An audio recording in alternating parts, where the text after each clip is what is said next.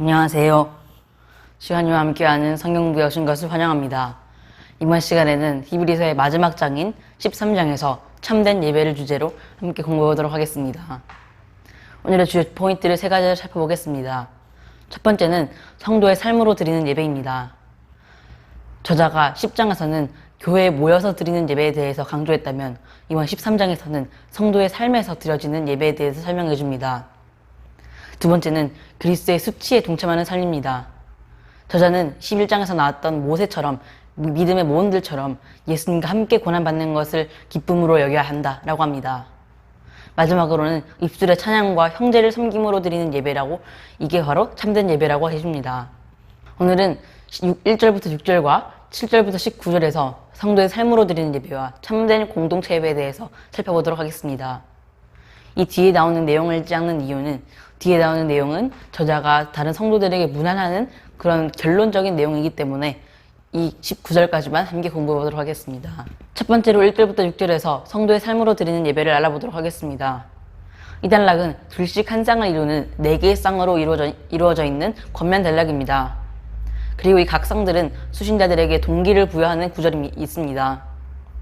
첫 번째 권면쌍은 1절부터 2절에 나오는 형제 사랑과 나그네 대접입니다. 그리고 저자는 이 동기를 바로 아브라함이 그랬던 것처럼 천사들을 대접할 수 있다는 것입니다. 두 번째는 3절에서 나오는 감옥에 갇힌 자와 학대받는 자를 기억하라는 것입니다. 그리고 저자는 이 동기를 몸을 가지고 있다라고 합니다. 4절에서는 세 번째로 결혼 존중과 음행 금지입니다. 저자는 이 동기를 바로 하나님께서 이들을 심판하시기 때문이라고 합니다. 마지막 네 번째는 5절부터 6절에서 돈을 사랑하지 말고 스스로 만족하라라고 합니다. 그리고 저자는 이 이유를 바로 하나님께서 우리를 도우시기 때문이라고 합니다. 첫 번째로 형제 사랑과 나그네 대접을 알아보도록 하겠습니다. 저자는 하나님께 예배드리는 첫 번째 권면으로 바로 형제를 사랑하는 것이라고 합니다. 예수님께서는 성도들을 자신의 형제라고 부르시기를 부끄러워하지 않으셨습니다. 또 자신과 같은 장자로 부르셨다라고 히브리서 2장 11절부터 12절에서 말해줍니다. 이처럼 예수님과 한 가족이 된 성도들은 공동체 안에서 예수님처럼 가족 사랑을 실천해야만 합니다. 사실 수신자들은 지금까지 형제 사랑을 잘 수행해왔다라고 히브리서 6장 10절에서 사랑으로 이미 성도들을 섬긴 것과 이도 섬기고 있는 것을 하나님께서 잘 아신다고 합니다.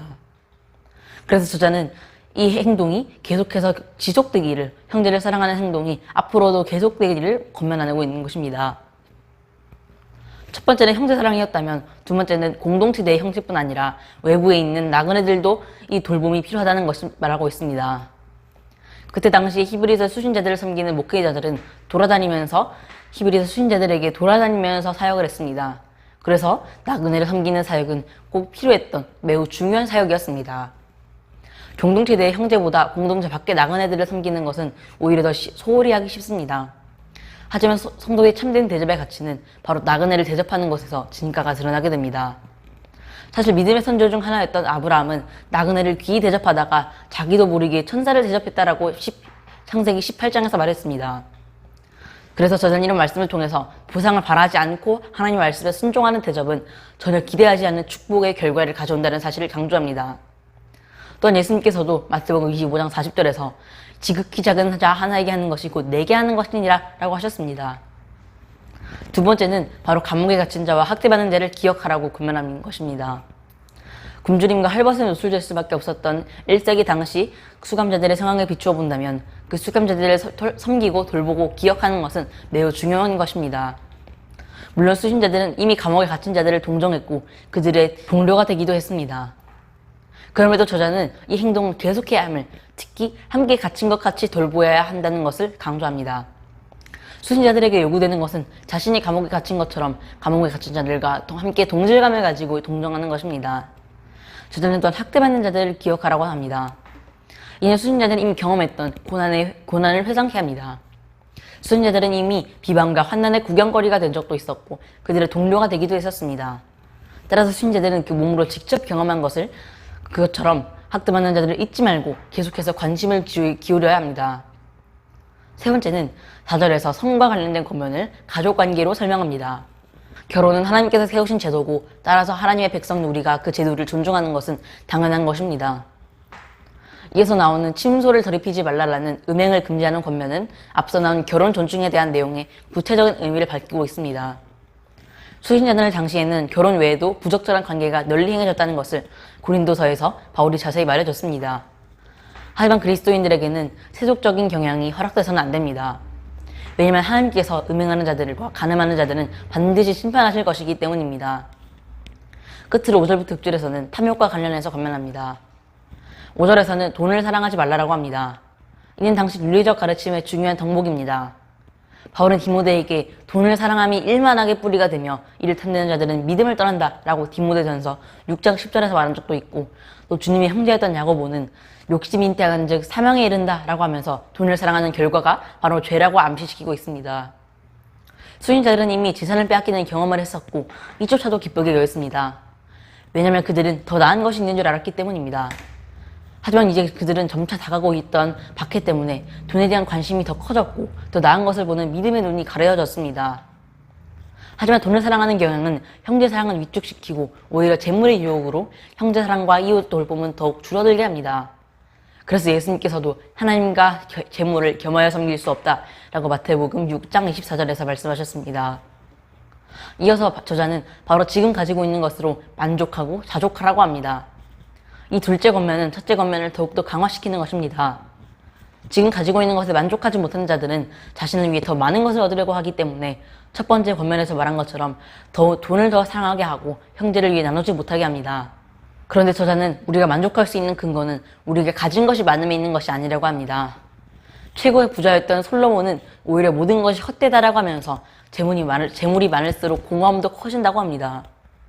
그래서 저자는 우리의 만족은 바로 하나님의 돌보심에 있다고 합니다. 끝으로 저자는 6절에서 시편 118편 6절 말씀을 인용합니다. 함께 13장 6절 읽어보겠습니다. 그럼 우리가 담대히 말하되 주는 나를 돕는 이시니 내가 무서워하지 아니하겠노라. 사람이 내게 어찌하리요 하노라. 이 말씀은 어려움 속에서도 하나님의 보호를 경험한 시편 저자의 고백입니다. 하나님께서는 자신을 예배하는 자들을 도우시는 분이십니다. 시편 저자는 하나님께서 사람에 대한 두려움을 없애셨다고 합니다. 두 번째로 참된 공동체 예배에 대해서 7절부터 19절에서 보겠습니다. 이 단락은 세 부분으로 구분됩니다. 첫 번째는 7절부터 9절에서 과거 지도자들에 대한 내용이고, 두 번째는 10절부터 16절에서 공동체 예배에 대한 내용이고, 세 번째는 17절부터 19절에서 현재 지도자들에 대한 내용이 나옵니다. 히브리서 13장 7절부터 9절 읽어보겠습니다. 하나님의 말씀을 너에게 일러주고 너희를 인도하던 자들을 생각하며 그들의 행실의 결말을 주의하여 보고 그들의 믿음을 본받으라. 예수 그리스도는 어제나 오늘이나 영원토록 동일하시니라.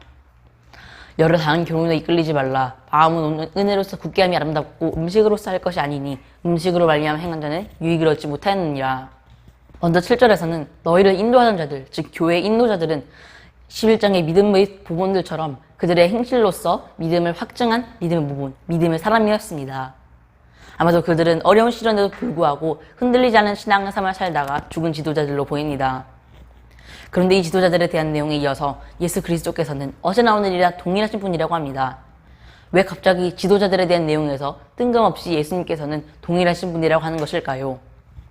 과거 지도자들은 훌륭한 믿음의 오본들이었습니다. 하지만 이제 그들은 수신자들을 떠났습니다. 그에 반해 믿음의 창시자이자 완성자이신 예수님께서는 믿음의 기반으로서 언제나 변함없이 수신자들과 함께 하십니다. 수신자들의 상황은 언제나 변할 수 있습니다. 하지만 변함없는 영원한 대제사장이신 예수 그리스도는 언제나 또 어떤 상황 속에서도 우리를 도우시는 분이시다라는 점에서 저자는 이런 점을 말하고 싶었던 것입니다. 또 9절에서는 여러 가지 교훈에 대해 이끌리지 말라고 합니다. 이 경고는 수인자들이 직면한 영적 위기를 경계하도록 합니다. 여기서 저자는 특히 음식 규정에 대해서 거론합니다. 아마도 수신자들은 고린도 교회나 로마 교회처럼 어떤 음식이 영적 생활에 도움을 주는지, 또 어떤 음식은 부정한지에 대해서 논쟁이 있었던 것으로 보입니다. 그러나 우리의 마음을 굳건히 하는 것은 하나님의 은혜로 인한 것이지 음식을 먹고 안 먹고의 문제가 아닙니다. 음식에 관한 규례는 육체의 예법일 뿐입니다. 이는 그리스도의 사역에 의해서 예수님의 단 한 번의 희생제사에 의해서 이미 폐지된 규례이기 때문에 더 이상 지킬 필요도 없고 효력도 없는 것입니다. 두 번째로 공동체 예배에 대해서 살펴보겠습니다. 10절부터 16절에서는 공동체 예배에 관한 교훈이 주어집니다.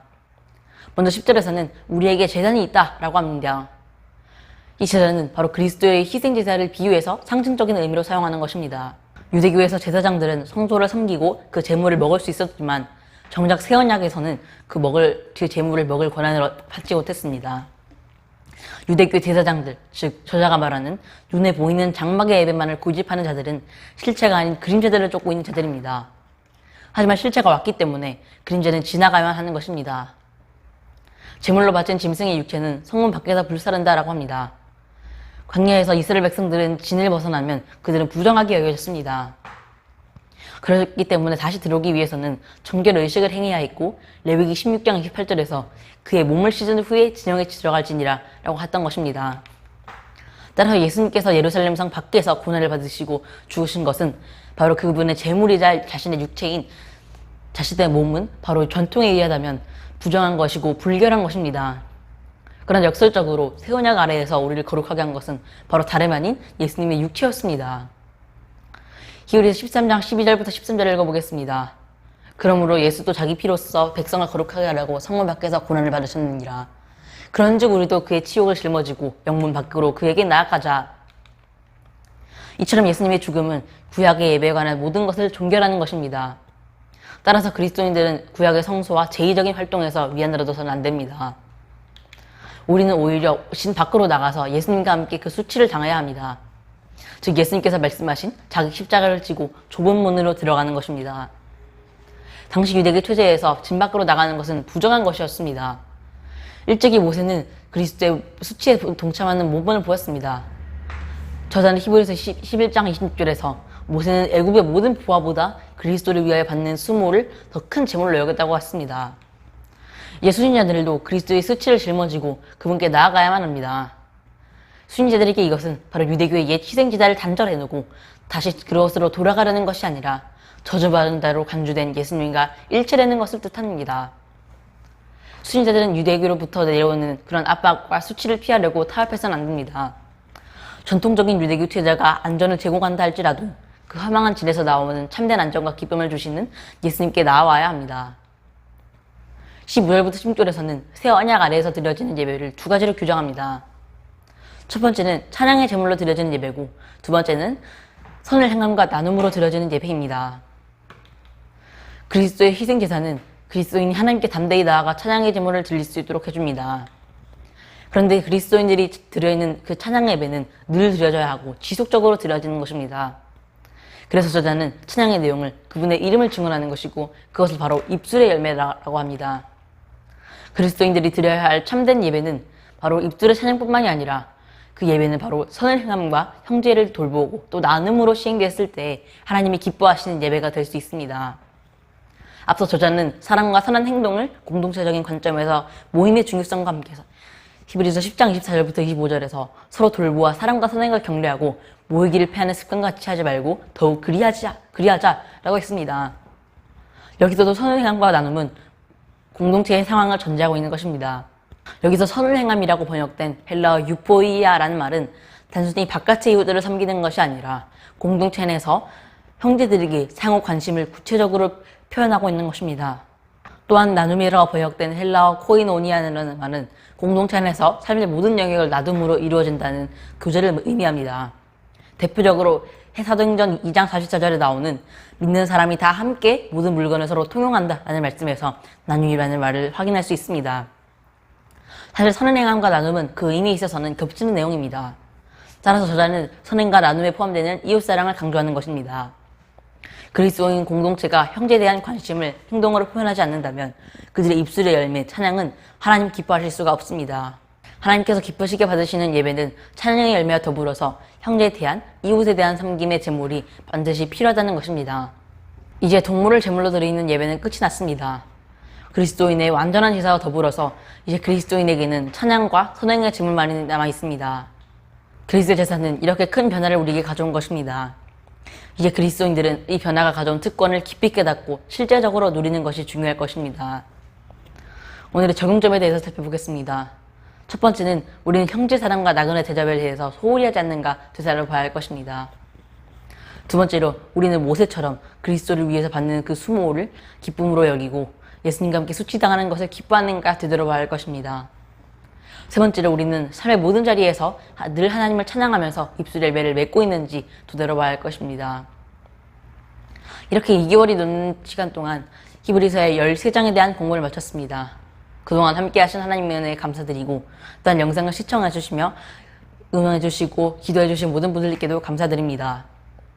히브리서 성경 공부를 통해서 우리 모두가 그리스도의 희생제사로 구원받은 하나님의 백성의 부여된 특권, 즉 하늘 지성소에 나아가 하나님 보좌 앞에서 참된 예배를 누릴 수 있게 된 특권을 풍성히 누리시며 감사하시기를 축복드립니다. 감사합니다.